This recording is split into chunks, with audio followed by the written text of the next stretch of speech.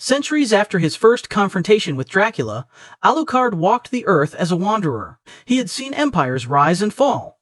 He had witnessed plagues decimate entire populations and wars tear nations apart. He had watched as the church's power waxed and waned, as its teachings were twisted to justify cruelty and intolerance. Through it all, his vision of a world without night remained steadfast, a guiding light in the darkness of his long existence. But the path to fulfilling that prophecy was not an easy one. It was a path filled with trials, betrayal, and loss. It was a path that would test his resolve, his compassion, and his faith in both humans and vampires. In this chapter, we will explore the key moments that shaped Alucard's prophecy over the centuries, how he faced adversity with unwavering courage, and how his vision evolved from a personal dream to a universal truth. We will see how betrayal by those he trusted only strengthened his resolve, how loss taught him the true value of hope, and how even in the darkest moments he never lost sight of the light. The first great trial Alucard faced after defeating Dracula came in the form of the Church's continued persecution of supernatural beings. Despite his role in saving the world from Dracula's reign of terror, the Church viewed Alucard as a threat. He was a vampire, a creature of darkness in their eyes, and they could not reconcile his actions with his nature.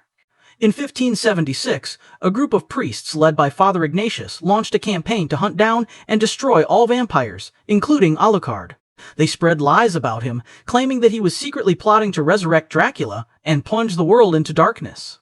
They rallied mobs of villagers, arming them with pitchforks and torches, and sent them out to hunt for the evil Dhampir. Alucard could have easily destroyed his pursuers. He had the strength and the power to wipe out entire villages with a wave of his hand. But he refused. He remembered his mother's words, her plea for him to not hate humans for their fear. Instead, he chose to flee, to avoid conflict whenever possible. He traveled from village to village, helping those in need, healing the sick, and trying to prove that not all vampires were evil. But his efforts were met with suspicion and hostility. Time and time again, he was driven away by fear and ignorance. It was during this period that Alucard began to realize that his vision of a world without night would require more than just defeating evil. It would require changing the way humans thought about darkness, about the unknown, about those who were different from them. One of the most painful betrayals Alucard ever experienced came at the hands of a human woman named Elena. Elena was a healer, much like Lisa, and Alucard was drawn to her kindness and compassion. He had been wandering alone for decades, and he had begun to lose hope that his prophecy would ever be fulfilled. Elena seemed to understand him, to see beyond his vampire exterior to the man beneath. They traveled together for several years, helping those in need and spreading Alucard's message of peace. Alucard began to believe that he had found someone who could share his vision, someone who could stand by his side in the fight for a better world. But Elena had a secret. She was a spy for the Church, sent to gain Alucard's trust and lead him into a trap. One night, as they camped in a forest outside a small village, Elena drugged Alucard's wine. When he woke up, he found himself chained to a stone altar in the basement of a church, surrounded by priests and villagers. Father Ignatius stood before him, a cruel smile on his face. "You thought you could deceive us, monster," he said. "You thought your kindness would make us forget what you are. But you are a vampire, a creature of darkness, and darkness must be destroyed." Alucard felt a surge of anger and grief, but he did not lash out. Instead, he looked at Elena, his eyes filled with sorrow. "I trusted you," he said. "I thought you understood." Elena avoided his gaze, her face filled with shame. "I was doing God's work," she whispered. "The Church told me you were evil. They said you would destroy us all." Alucard closed his eyes, remembering his mother's words. He knew that Elena was not evil. She was just another victim of fear and ignorance. When the priests lit the fire beneath the altar, Alucard used his remaining strength to break free of his chains. He did not harm anyone. He simply walked out of the church, leaving the priests and villagers staring in shock. As he disappeared into the night, he made a vow to himself. He would never let betrayal harden his heart. He would never stop believing in the goodness of humans, even when they failed him. His vision of a world without night was more important than his own pain. In the early 1700s, Alucard encountered a group of vampires who shared his desire for peace. They called themselves the Crimson Covenant, and they had fled Dracula's court after refusing to participate in his wars against humanity. Led by an ancient vampire named Serafina, the Covenant believed that vampires and humans could coexist, that they could share the world without fear or conflict. Alucard was overjoyed. For the first time in centuries, he had found others who believed in his vision. He joined the Covenant, and together they built a hidden sanctuary in the Carpathian Mountains, a place where vampires and humans could live in peace. The sanctuary was a haven for those who had been rejected by both worlds. Humans who had been exiled for befriending vampires. Vampires who had renounced violence. Together they created a community based on mutual respect and understanding. Alucard taught the vampires about human compassion, and the humans taught the vampires about the value of life. For a time, it seemed that Alucard's prophecy was coming true. The sanctuary was a world without night, a place where light and dark coexisted in harmony. But their peace was short-lived. A group of radical vampires, loyal to Dracula's memory, discovered the sanctuary and launched an attack. They saw the Covenant as traitors, as weaklings who had abandoned their vampire heritage. The battle was brutal. The radical vampires outnumbered the Covenant, and they fought with ruthless efficiency. Serafina was killed in the fighting, and many of the humans and vampires who had sought refuge in the sanctuary were slaughtered. Alucard fought valiantly, but he was unable to save everyone. As he stood amid the ruins of the sanctuary, surrounded by the bodies of his friends, he felt a deep sense of despair. For the first time, he wondered if his vision was nothing more than a fantasy, if the cycle of violence between humans and vampires was inevitable.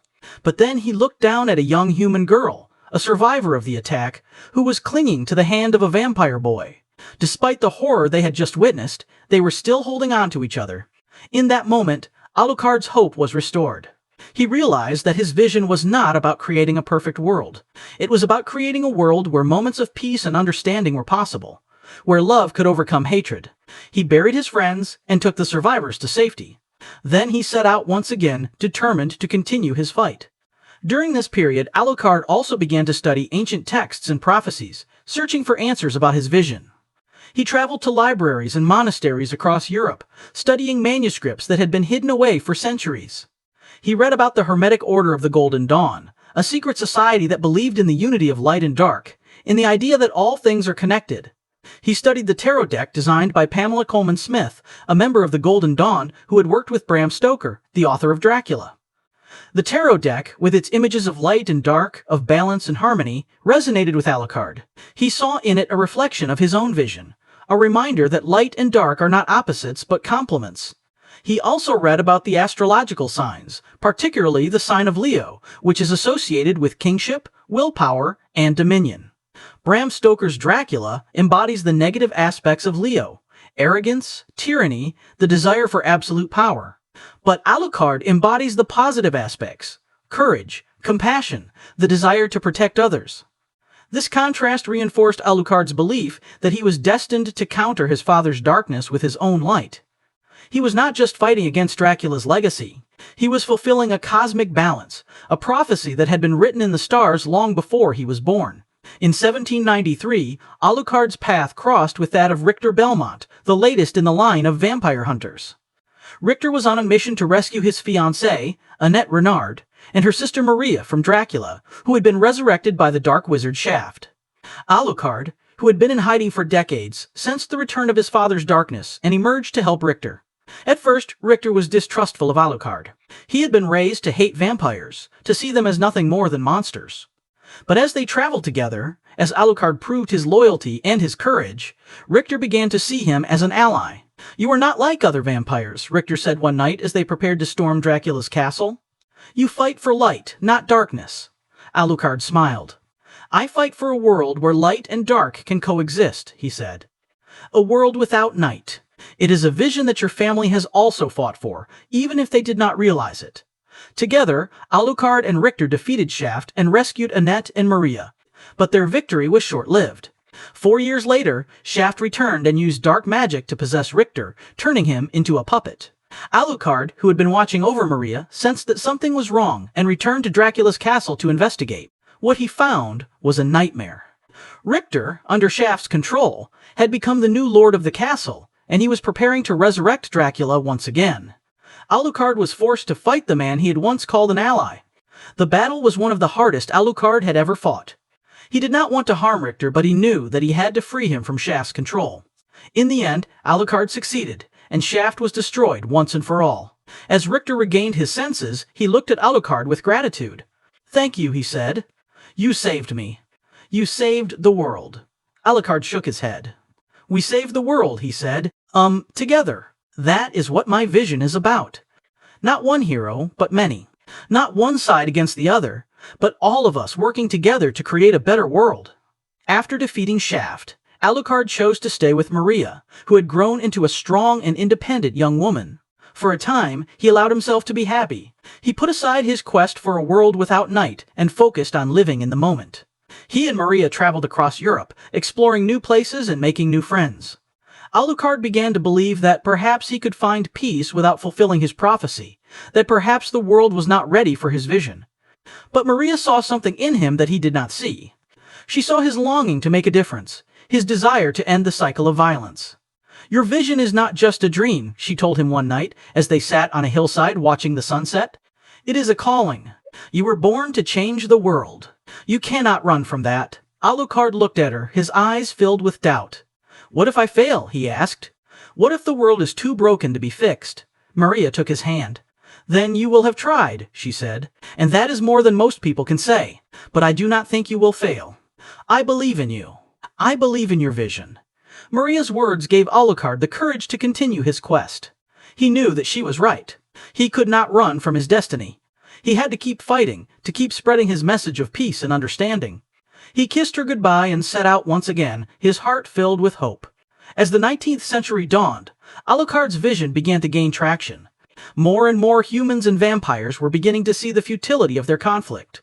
They were tired of war, tired of loss, tired of living in fear. Alucard's stories had spread far and wide, and people were starting to listen. He became a symbol of hope, a reminder that change was possible. But he also faced new challenges. The Industrial Revolution was changing the world, bringing with it new technologies and new ways of thinking. Some saw this as an opportunity to build a better world, while others feared the change and clung to old hatreds. Alucard embraced the new era. He saw technology as a tool that could be used to bring people together, to spread his message of peace. He traveled to cities like London and Paris, where he witnessed the growth of democracy and the rise of social reform movements. He saw how people were beginning to fight for equality, for justice, for a better life. These movements reinforced his belief that his vision of a world without night was not just a fantasy. It was a natural progression of human evolution, a step towards a more enlightened society. In 1897, Bram Stoker published his novel Dracula, a story that would forever change the way humans viewed vampires. Stoker's novel portrayed Dracula as a monster, a symbol of evil and corruption, and it fueled the fear and hatred of vampires that had existed for centuries. Alucard read the novel when it was first published, and he was struck by how accurately Stoker had captured his father's darkness. But he was also disappointed by the novel's portrayal of vampires as purely evil. He knew that there was more to his kind than violence and destruction. He knew that there were vampires who wanted to live in peace, who wanted to coexist with humans. Despite this, Alucard saw an opportunity in Stoker's novel. He saw it as a way to start a conversation about vampires, about fear, about the nature of good and evil. He began to travel to book readings and lectures where he would engage with people about the novel. He would tell them his own story, about his mother, about his fight against Dracula, about his vision of a world without night. Some people dismissed him as a madman, but others listened. They were fascinated by his story, by the idea that a vampire could be good, could fight for light. Alucard's efforts began to pay off. More and more people began to question their fear of vampires, began to see them as individuals rather than monsters. As the 20th century began, Alucard's prophecy faced its greatest test yet. 2 world wars erupted, bringing death and destruction on an unprecedented scale. The horrors of war made people more fearful and more distrustful of others. It made them cling to their own kind, to their own beliefs, and it reinforced the cycle of violence that Alucard had spent centuries fighting against. During the wars, Alucard traveled across Europe, helping refugees and wounded soldiers. He did not care if they were human or vampire. He only cared about easing their suffering. He saw the worst of humanity during those years, the cruelty, the hatred, the greed. But he also saw the best, the courage, the compassion, the self-sacrifice. He saw soldiers laying down their lives to protect others. He saw strangers helping each other in times of need. These moments reminded him that his vision was still alive, that there was still good in the world. After the wars, Alucard witnessed a period of great change. The world was becoming more interconnected, and people were beginning to see themselves as part of a global community. The civil rights movement, the women's rights movement, the environmental movement. All of these were signs that humanity was evolving, that people were beginning to fight for a more just and equitable world. Alucard saw these movements as a step towards his vision of a world without night. He saw them as proof that humans were capable of change, that they were capable of overcoming their fear and hatred. Throughout his long journey, Alucard's vision of a world without night has remained constant. It has been tested by trials and betrayal. It has been shaped by loss and hope. It has evolved from a personal dream to a universal truth. Alucard has never wavered in his belief that humans and vampires can coexist, that light and dark can live in harmony. He has never lost sight of his mother's teachings, of her belief in the goodness of humanity. He has never stopped fighting for what he believes in, even when the world seems to be against him. In the next chapter, we will explore the modern era of Alucard's journey, how his vision has adapted to the challenges of the 21st century, and how he continues to fight for a world without night. We will see how new technologies and new threats have tested his resolve, and how he has remained true to his prophecy. We will also explore the legacy of Alucard's vision, how it has inspired generations of humans and vampires to fight for peace and understanding. For now, we leave Alucard standing at the crossroads of history, his eyes fixed on the future. The night is still long, but the light is growing brighter, and Alucard knows that as long as he continues to fight, as long as he continues to believe, his prophecy will one day be fulfilled. The prophecy of a world without night is not just Alucard's story. It is our story. It is a story about the power of hope, the strength of compassion, and the courage to stand against fear and hatred. It is a story that reminds us that we all have the power to change the world, that we all have the ability to be the light in the darkness. Alucard's journey has been long and difficult, but he has never given up. He has never lost faith in his vision, and he has never lost faith in us. As we move forward into the future, let us remember Alucard's example. Let us choose love over hate. Let us choose understanding over fear. Let us choose to work together to create a world without night, a world where peace and harmony reign. Because if a half-vampire, a man torn between two worlds, can believe in such a world, then so can we.